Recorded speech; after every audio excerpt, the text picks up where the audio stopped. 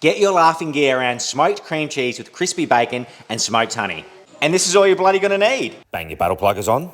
Oven or air fryer will suffice, but if you want an ultimate flavour kick in the pants, go a smoker. I'm using a whiskey barrel stave running lengthwise so it runs like a fuse.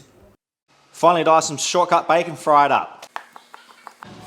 Dice bacon into my handy scooper, put it out to the side. Now for your master boat builder, put your skills to use. I'm gonna fold this up just so you can put the cream cheese in. Something to rival Titanic. Whilst on the wrapper so don't make a mess, some pig fat over the top, that'll just help the rub here just a little bit better and provide flavour, so why not bang it in, eh? Because I'm here for a good time, not a long time. I'm using the healthier barbecue rub because I need something with bags of flavour but lower sodium and sugar. Nice even coat. And if you can eat all sides, seasonal sides. For God's sake, pat, don't rub, save that for the bedroom.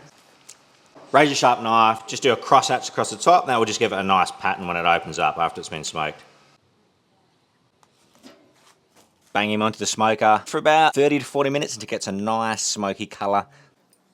And about 5 to 10 minutes before it ends, we'll add the smoked honey so it can set. Steak a gander. As you can see, it's taken on really good colour. Let's put some of that Aussie smoked honey on. Lid back on for 10 minutes. Bang on some caramelised onion and balsamic chutney. Dash of that healthier, crispy bacon, and a couple of pickled jalapeños to top her off. Get your Mark 1 eyeball around that. Let's rip its neck off, shall we? Get a bit of everything.